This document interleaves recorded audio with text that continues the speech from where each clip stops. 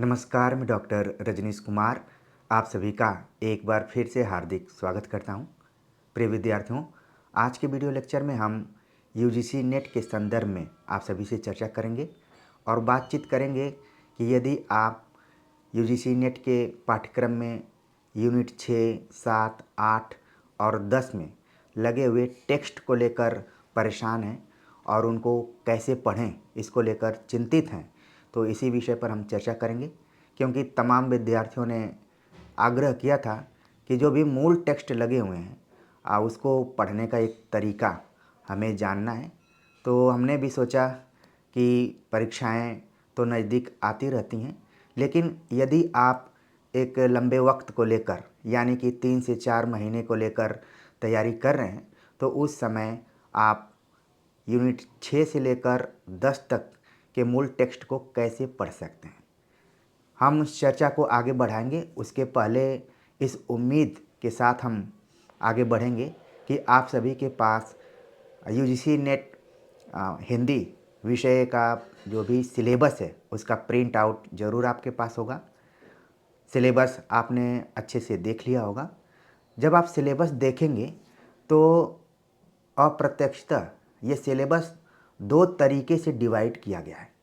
Unit 1 से लेकर unit 4 तक सैद्धांतिक पक्ष है और यूनिट 5 से लेकर यूनिट 10 तक व्यावहारिक पक्ष है, यानी जिसमें कि हमें टेक्स्ट बुक भी पढ़ना है।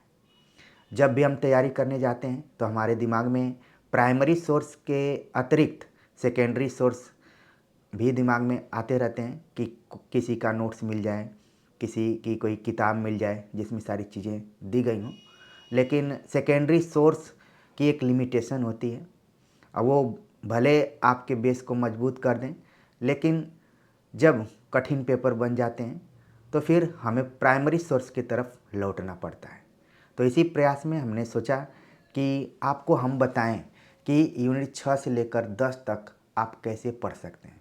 उदाहरण के तौर पर हम आप सभी से यूनिट 6 यानी उपन्यास को लेकर बातचीत करेंगे। उसी पैटर्न पर आप नाटक, कहानी और अन्य गद्य विधाओं को भी पढ़ सकते हैं। मान लीजिए आपके पास वक्त है और आपने उपन्यास की सभी किताबें खरीद ली।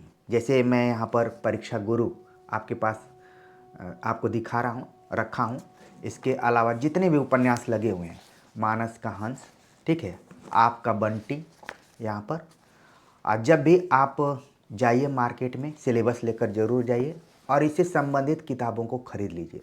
चूँकि जब आपने निश्चित कर लिया है कि हमें एकेडमिक में ही जाना है तो इन किताबों को अपने पास ज़रूर रखिए। और यदि आपका पहले से ही क्लियर है कि हमें यूजीसी नेट देना है और आप हिंदी ऑनर्स से बीए कर रहे हैं या फिर एमए कर रहे हैं, तो उसमें जो भी सिलेबस में रचनाएं लगी हुई हैं उनके मूल टेक्स्ट को ज़रूर खरीदिए।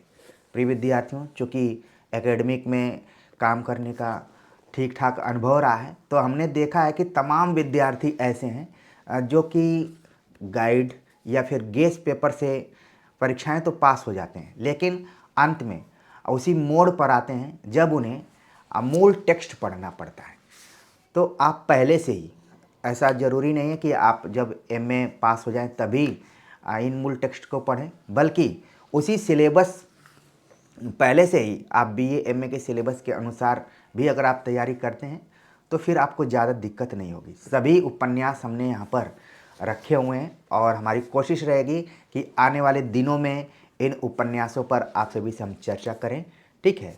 तो तमाम विद्यार्थियों के सामने ये बात आ रही होगी कि सर इसको हम कैसे खरीदें, पैसा नहीं है, ये नहीं है, वो नहीं है। तो कोई बात नहीं है, अगर आप प्रयास करेंगे तो ज़रूर किताब को खरीद लेंगे। जितने में आप इधर उधर के कोर्स खरीदेंगे उतने में मूल टेक्स्ट को पढ़कर बहुत अच्छा आप कर सकते हैं। अब मान लीजिए आपने किताब खरीद ली, सब चीज़ कर लिया, लेकिन उसकी शुरुआत आप कैसे करें। एक चीज़ ध्यान रखना है आप सभी को कि जब भी मूल टेक्स्ट आप पढ़ने जाएं तो किताब में देखिए कि उसकी भूमिका दी गई है कि नहीं। जैसे हमने यहाँ पर परीक्षा गुरु रखा हुआ है और इस पर आप देख रहे हैं लिखा गया है, एकदम कवर पेज पर ही लिखा है, हिंदी का प्रथम मौलिक उपन्यास लाला श्रीनिवास दास। तो पहला क्वेश्चन यहीं से बन गया कि हिंदी का प्रथम मौलिक उपन्यास कौन सा है। अब आपको किसी की किताब या किसी के नोट्स या इधर उधर पढ़ने की ज़रूरत ही नहीं है, आपने तुरंत इस चीज़ को जान लिया कि हिंदी का प्रथम मौलिक उपन्यास परीक्षा गुरु है। ठीक है, इसके बाद आप पेज को पलटते हैं और पूरा देखते हैं, इसको पूरा देखिए कि किस प्रकाशन से प्रकाशित हुआ है, इसके लेखक कौन हैं, फिर इसकी भूमिका को पढ़िए। किसी भी मूल टेक्स्ट की भूमिका को पढ़ना बहुत ज़रूरी है, क्योंकि उसी से पता चलता है कि इस किताब की प्रासंगिकता क्या है, महत्व क्या है और क्यों ये सिलेबस में लगी हुई है। पूरा आप पढ़ेंगे तो इसकी भाषा शैली से आप परिचित हो जाएंगे और शुरुआती दौर में जो भी ये रचना है उसके बारे में जान जाएंगे। अच्छा, कई बार देखने में आता है कि आप किताब को उठाते हैं लेकिन किताब समझ में नहीं आती है।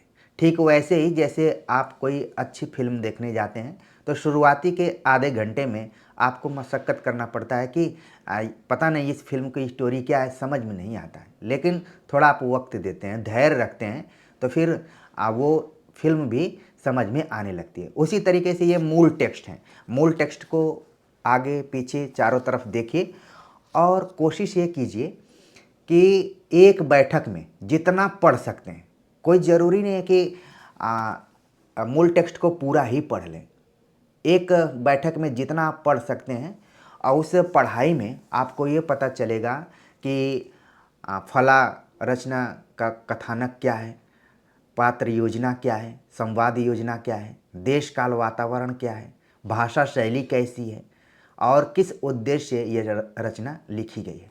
तो एक फॉर्मेट आपके दिमाग में बैठने लगेगा। इसलिए आप कोशिश कीजिए कि जो छोटी रचनाएं हैं, मतलब कम पेज की हैं, उनको तो पूरा पढ़ जाइए।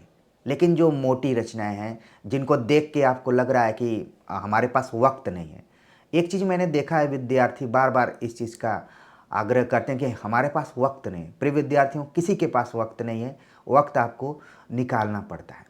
तो जो पेज में कम है, कम उनमें पेज है, उनको पूरा पढ़ लीजिए और जो थोड़ी हैवी किस्म की किताबें हैं उनको आधा भी आप पढ़ेंगे तो भी आपका काम चल जाएगा। कम से कम आप जान जाएंगे कि इसमें कौन पात्र है, क्या संवाद योजना क्या है, अब भाषा शैली से पता चल जाएगा कि किस रचनाकार की रचना है और थोड़ी स्टोरी भी पता चल जाएगा।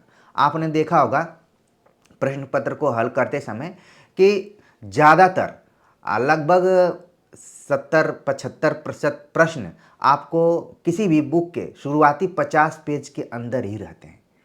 ठीक है, आप तो उस अनुमान से आप ये कोशिश कीजिए कि हर किताब को आधा भी पढ़ लें तो पूरा आपके दिमाग में उस किताब से संबंधित जो भी तथ्य हैं वो आ जाएंगे। इसलिए आपको किताबों को देखकर बिल्कुल घबराना नहीं है कि हम इसको पढ़ पाएंगे कि नहीं पढ़ पाएंगे, क्योंकि हम जैसे ही पढ़ने की शुरुआत करते हैं हमारे दिमाग में यही आने लगता है हम इसको कर पाएंगे कि नहीं। आप पहले से ही डिसाइड कर लीजिए कि मुझे इसको करना है और समय रहते अगर आप कर लेते हैं तो कोई दिक्कत नहीं। तो हमने उपन्यास का उदाहरण दिया भी, परीक्षा गुरु का, फिर आप देखिए बाणभट्ट की आत्मकथा, आपका बंटी, शेखर एक जीवनी, जितने भी उपन्यास हैं कम से कम जो छोटे हैं आकार में, पेज में कम है, उनको पूरा पढ़ लीजिए और जो थोड़ा हैवी किस्म के हैं उनको आधा भी पढ़ लेंगे तो कोई दिक्कत नहीं है। ठीक है, इसी तरीके से आप कहानी को एक बैठक में पूरा पढ़िए। एक कहानी पढ़ने बैठिए तो पूरा ख़त्म करिए उसको। नाटक को भी इसी तरीके से पढ़िए। जो पतले नाटक हैं जिनमें कम पेज है उनको पूरा कंप्लीट कर लीजिए। जो थोड़े से मोटे हैं, हैवी हैं, उनको आधा भी पढ़िए तो कम से कम ये पता चल जाएगा कि इसमें कितने अंक हैं, कितने दृश्य हैं, कौन कौन सी गीत योजना है। ठीक है, ऑलरेडी कई ऐसे नाटकों को आपने पढ़ा होगा, बीए और एमए के सिलेबस में लगे रहते हैं। कोई बहुत खास इसमें ऐसा नहीं है कि आपको परेशान होने की ज़रूरत है, घबराने की ज़रूरत है। सभी रचनाएं आपकी पूर्व में पढ़ी हुई हैं, बस एक बार आपको कोशिश करना है कि यूजीसी नेट के पैटर्न के हिसाब से पढ़ना है, थोड़ा सा अंदर से पढ़ना है। तो अगर किसी भी रचना को 50% भी आप पढ़ लेते हैं तो न के स्थान पर बहुत कुछ आपके दिमाग में उससे संबंधित चीज़ें आ जाएंगी। तो ये तो हमने सोचा कि शुरुआती दौर में आपको हम बताएं कि कैसे पढ़ना है। ठीक है, और आगे उपन्यास को लेकर, नाटक को लेकर, कहानी को लेकर, अन्य गद्य विधाओं को लेकर हम आप सभी से चर्चा करेंगे। इस चैनल से आप सभी बने रहिए। और उम्मीद है कि हर बार की तरह इस बार भी यूजीसी नेट की परीक्षा में आप अच्छा परफॉर्मेंस करेंगे और इस चैनल से आपको अच्छा कंटेंट मिलेगा। तो प्रिय विद्यार्थियों, उम्मीद है कि सिलेबस अपने पास रखने के बाद आप ये डिसाइड कर लेंगे कि यूनिट 1 से लेकर 4 तक हमें सैद्धांतिक रूप से पढ़ना है, मतलब जो भी पढ़ना है ठोस तरीके से पढ़ना है, चाहे हिंदी भाषा हो, हिंदी साहित्य का इतिहास हो, साहित्य शास्त्र हो, या फिर वैचारिक पृष्ठभूमि पर आधारित जो भी पोर्शन लगा हुआ है उसको आपको कवर करना है। इसके बाद आप देखते हैं कि व्यवहारिक यानी मूल टेक्स्ट पर आधारित चीज़ें पढ़नी है, जिसमें कि कविता, उपन्यास, कहानी, नाटक, निबंध और अन्य गद्य विधाएँ। तो पूरा ये 10 यूनिट आपको पढ़ना ही पढ़ना है और उसमें किस पे ज़्यादा समय देना है, किस पे कम समय देना है।